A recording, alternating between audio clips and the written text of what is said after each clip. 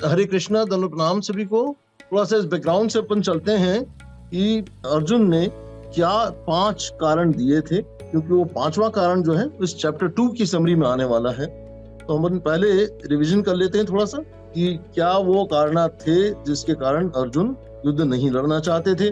जिन 5 कारणों से अर्जुन लड़ना नहीं चाहते थे उसमें नंबर 1 था compassion for friends and relatives. न केवल उनके अपने, लेकिन जो दुश्मन सेना में भी जो सैनिक लड़ रहे थे उनके प्रति भी उनकी कंपैशन थी। तो उसको 1.28 से लेकर 1.30 में अर्जुन ये एक्सप्रेस करते हैं, जिसका उत्तर 2.11 से लेकर 2.30 तक में इसको कवर किया गया है। फिर no enjoyment even if victorious, अगर हम जीत भी जाते हैं तो उन्हें कोई प्रसन्नता नहीं होगी। ये 1.31 से 35 तक में था और इसको उत्तर दिया है 2.31 से लेके 37। फियर ऑफ सिंफुल रिएक्शंस 1.36 से लेके 38 तक में प्रश्न किया गया है और 2.33 से लेके 53 तक में इसका उत्तर भगवान ने दिया है। डिस्ट्रक्शन ऑफ फैमिली ट्रेडिशंस 1.39 से 43 तक में, इसका उत्तर 2.45 से लेकर 46 में और 3.24 में भी दिया गया। इनडिसीजन 5वां जो इस चैप्टर में एक प्रश्न किया था उसमें इनडिसीजन झलकता है और ये उत्तर आता है 2.41 में। आइए आगे बढ़ते हैं और इसको थोड़ा सा डिटेल में समझने का प्रयास करते हैं। तो श्री कृष्ण अर्जुन को प्रेरित करने की कोशिश करते हैं और उनसे कहते हैं कि उन्हें मन की कमजोरी के आगे समर्पण नहीं करना चाहिए। यदि वह ऐसी कमजोरी के सामने समर्पण कर देते हैं तो उसे स्वर्ग तो नहीं मिलेगा, बल्कि इसके विपरीत उसे अपमान का सामना करना पड़ेगा। अर्जुन श्री कृष्ण से कहते हैं, मैं अपने गुरुओं पर बाण कैसे चला सकता हूँ? ऐसी हरकत करने से बेहतर होगा मैं भीख मांगकर जी लूं। भले ही मुझे युद्ध जीतना हो, लेकिन मुझे धृतराष्ट्र के पुत्रों की मृत्यु के दुख के साथ जीना होगा। वह आगे कहते हैं, मैं अपना कर्तव्य भूल गया हूँ और श्री कृष्ण से मुझे धर्म के मार्ग पर ले चलने के लिए निवेदन करते हैं। अर्जुन को अपने प्रियजनों की मृत्यु के बारे में भावुक देखकर श्री कृष्ण भगवान अर्जुन को 4 विषयों पर, आत्मा, धर्म, कर्म और इंद्रियों पर ज्ञान देते हैं। पहला है आत्मा के बारे में। तो श्री कृष्ण अर्जुन से कहते हैं, ऐसा कोई समय नहीं है जब हमारा अस्तित्व ही नहीं था या हमारा अस्तित्व ही समाप्त हो जाएगा। मृत्यु के बाद आत्मा इस शरीर को छोड़कर नए शरीर में प्रवेश कर जाती है। आत्मा अपरिवर्तित रहती है और यह अविनाशी एवं अकल्पनीय है। इसका कभी भी जन्म ही नहीं होता और मृत्यु पर भी आत्मा नहीं मरती। आत्मा को न शस्त्रों से मारा जा सकता है और न आग से जलाया जा सकता है, न पानी से गीला किया जा सकता है और न हवा से सुखाया जा सकता है। अस्त्र, अग्नि, जल, वायु से शरीर मूलतः प्रभावित होता है, आत्मा अप्रभावित रहती है। और अर्जुन, यदि तुम यह भी मानते हो कि आत्मा जन्मती है और मरती है, तो भी तुम्हें शोक करने की कोई जरूरत नहीं है, क्योंकि जिसने भी जन्म लिया है उसे एक न एक दिन तो मरना ही है। दूसरा है धर्म के बारे में। श्री कृष्ण ने अर्जुन को एक योद्धा के रूप में उनकी जिम्मेदारी के बारे में याद दिलाया और कहा कि उन्हें धर्म के लिए लड़ना चाहिए, मतलब उनके धार्मिक और नैतिक कर्तव्य हेतु उन्हें लड़ना चाहिए। यदि वह धर्म के लिए नहीं लड़ते हैं तो इससे उनका अपमान होगा, और यदि वह धर्म के लिए लड़ते हैं और वह युद्ध हार भी जाते हैं तो उन्हें स्वर्ग का आशीर्वाद प्राप्त मिलेगा, और यदि युद्ध जीत जाते हैं तो वह पृथ्वी पर विशाल राज्य प्राप्त करेंगे। इसके बाद तीसरा है कर्म के बारे में। श्री कृष्ण ने अर्जुन से कहा कि वह अपने कर्म के फल के बारे में सोचे बिना युद्ध करें और उन्हें सुख या दुख, लाभ या हानि, जीत या हार के बारे में नहीं सोचना चाहिए। जब कोई व्यक्ति ऐसे मार्ग पर चलता है तो वह निडर और एकाग्र हो जाता है और उसकी बुद्धि भ्रष्ट नहीं होती।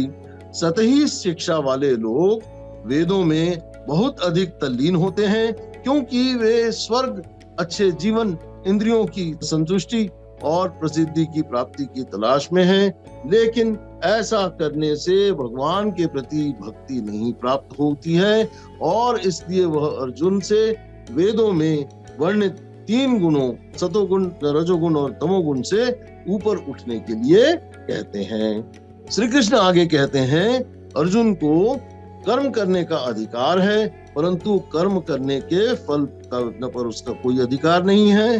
जब कोई कार्य सफलता या असफलता का विचार किए बिना किया जाता है तो उसे योग कहा जाता है और योग ही मनुष्य को जन्म और मृत्यु के चक्र से मुक्त कराता है। इसके बाद चौथा आता है इंद्रियों के बारे में। श्री कृष्ण कहते हैं कि इंद्रियां बहुत शक्तिशाली होती हैं और इंद्रियों से संबंधित विषयों पर लगातार विचार करने से व्यक्ति में इच्छा पैदा होती है और आगे चलकर क्रोध की ओर ले जाती है। क्रोध से मोह उत्पन्न होता है और मोह से घबराहट उत्पन्न होती है और घबराहट से बुद्धि नष्ट हो जाती है। श्री कृष्ण आगे कहते हैं, जो व्यक्ति इच्छाओं से रहित होता है उसका मन स्थिर होता है और जिससे शांति मिलती है। सुख और दुख इंद्रियों की इच्छाओं से उत्पन्न होते हैं। जो व्यक्ति सुख और दुख से अप्रभावित है, जो भय और क्रोध से मुक्त है, जो इच्छाओं से रहित है और जो अहंकार से रहित है, केवल वही व्यक्ति शांति प्राप्त कर सकता है। ऐसी योग अवस्था में शरीर त्यागने पर व्यक्ति भगवान के धाम को प्राप्त कर सकता है। इसलिए श्री कृष्ण अर्जुन से अपनी इंद्रियों पर नियंत्रण पाने के लिए कहते हैं ताकि उसकी बुद्धि स्थिर हो सके। इसको अपना थोड़े से श्लोकवार सारांश में थोड़ा समझने का प्रयत्न करते हैं। 1 से 3 में अर्जुन को दुखी और रोते हुए देखकर कहते हैं कि तुम्हारा कायरतापूर्ण व्यवहार न तो तुम्हें स्वर्ग ले जाएगा और न ही प्रसिद्धि दिलाएगा और ये न ही महान पुरुषों का कार्य है। इसलिए हे अर्जुन, नपुंसक मत बनो, जड़ता त्यागो और युद्ध के लिए तैयार हो जाओ। इसके बाद आगे वाले 4 से 6 श्लोक में अर्जुन भगवान से कहते हैं, मैं अपने आदरणीय बड़े भाइयों और संबंधियों को मारकर पाप करने की अपेक्षा भिक्षा मांगकर भोजन करना उचित समझता हूँ और उनके रक्त से रंजित इस राज्य को भोग कर मुझे पाप लगेगा और आप कभी नहीं जानते कि कौन मरेगा और कौन जीवित रहेगा। इसके आगे के 7 से 9 श्लोक में अर्जुन भगवान को पूरी तरह से सरेंडर कर चुके होते हैं और उनको अपना गुरु बना लेते हैं। कहते हैं, मैं आपका शिष्य हूँ और आपकी शरण में हूँ। मेरे दिमाग ने काम करना बंद कर दिया है। जो भी मेरे हित में हो मुझे वही सलाह दीजिए। इसके आगे के 10 से 16 तक के श्लोक में काल के बारे में बताया गया है कि हे अर्जुन, भगवान काल के बारे में बता रहे हैं, हे अर्जुन, विद्वान लोग मृत्यु की चिंता नहीं करते। ऐसा नहीं है कि तुम ये सभी सैनिक और मैं पहले कभी वहां नहीं थे या कभी नहीं होंगे। इसलिए दुख सुख सहने का साहस जुटाओ। हम सब जीवन मृत्यु के चक्र में हैं। श्लोक नंबर 17 में काल के बारे में भगवान बता रहे हैं कि हे अर्जुन, हम सब, तू, मैं और सभी प्राणी जीवन मृत्यु के चक्र में हैं। वास्तव में उस परमेश्वर को ही अमर समझो। उस परमेश्वर को कोई नष्ट नहीं कर सकता। श्लोक नंबर 18 में 5 तत्वों पर जैसे बनी शरीर नाशवान है, ये भगवान बता रहे हैं। वो ईश्वर को अविनाशी और प्रमाण रहित कहा गया है, अर्थात एक सामान्य भक्त यह नहीं समझ सकता कि वह सदैव पृथ्वी पे सभी जीवों की आत्मा के साथ रहता है। अतः हे भरतवंशी अर्जुन, उठो और लड़ो। इसके बाद 19 से लेके 21 तक के श्लोक का सार कुछ ऐसा निकलता है कि सर्वव्यापी परमेश्वर आत्मा के साथ उसी प्रकार रहता है जैसे गंध हवा में कहीं मौजूद है। वायु और गंध का अविभाज्य संबंध है। जब गंध एक स्थान से दूसरे स्थान तक जाती है तो उस समय वायु सदैव उसके साथ होती है। इसी प्रकार वायु को परमेश्वर और गंध को आत्मा समझो और सुगंध को अच्छी आत्मा और दुर्गंध को बुरी आत्मा समझो। परमेश्वर उन्हें उनके कर्मों के अनुसार नए शरीर में लेते हैं और फिर भी उनके साथ रहते हैं। जैसा सूर्य सबके साथ दिखाई देता है, दूर होने पर भी प्रत्येक प्राणी सूर्य के निराकार अदृश्य प्रभाव से प्रभावित होता है। इसी प्रकार पूर्ण परमात्मा सतलोक में बैठकर सभी प्राणियों की रक्षा करता है। श्लोक नंबर 22 और 23 में आत्मा की स्थिति का वर्णन किया गया है। जैसे मनुष्य कपड़े बदलता है, आत्मा शरीर बदलती है। इस आत्मा को न शस्त्रों से मारा जा सकता है, न अग्नि से जलाया जा सकता है और न जल से गीला किया जा सकता है। श्लोक नंबर 24-25 में पुनः उस परमेश्वर की महिमा का वर्णन किया गया है।